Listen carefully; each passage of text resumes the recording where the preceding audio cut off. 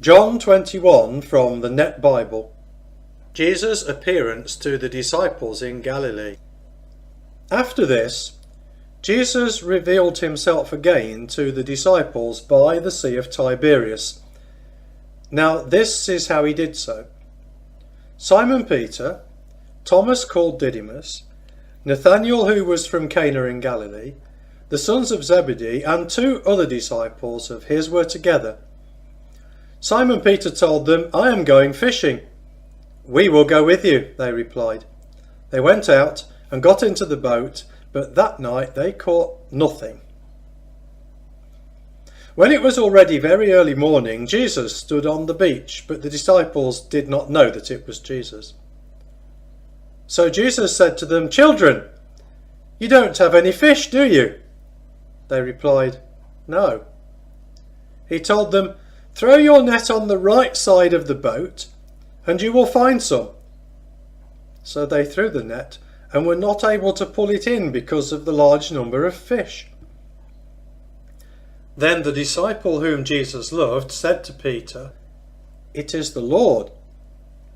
So Simon Peter, when he heard that it was the Lord, tucked in his outer garment, for he had nothing on underneath it, and plunged into the sea. Meanwhile, the other disciples came with the boat, dragging the net full of fish, for they were not far from land, only about 100 yards. When they got out on the beach, they saw a charcoal fire ready with a fish placed on it and bread. Jesus said, "Bring some of the fish you have just now caught." So Simon Peter went aboard and pulled the net to shore. It was full of large fish, 153. But although there were so many, the net was not torn. "Come, have breakfast," Jesus said. But none of his disciples dared to ask him, "Who are you?" because they knew it was the Lord. Jesus came and took the bread and gave it to them, and did the same with the fish. This was now the 3rd time Jesus was revealed to the disciples after he was raised from the dead. Peter's restoration. Then, when they had finished breakfast, Jesus said to Simon Peter, "Simon, son of John, do you love me more than these do?" He replied, "Yes, Lord, you know that I love you."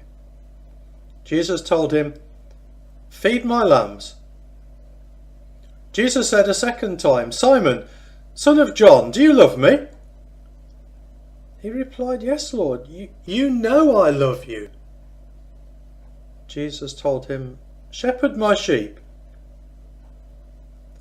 Jesus said a third time, "Simon, son of John, do you love me?" Peter was distressed that Jesus had asked him a third time, "Do you love me?" and said, "Lord, you know everything. You know that I love you." Jesus replied, "Feed my sheep. I tell you the solemn truth. When you were young, you tied your clothes around you and went wherever you wanted. But when you are old, you will stretch out your hands and others will tie you up and bring you where you do not want to go." Now Jesus said this to indicate clearly by what kind of death Peter was going to glorify God. After he said this, Jesus told Peter, "Follow me." Peter and the disciple Jesus loved.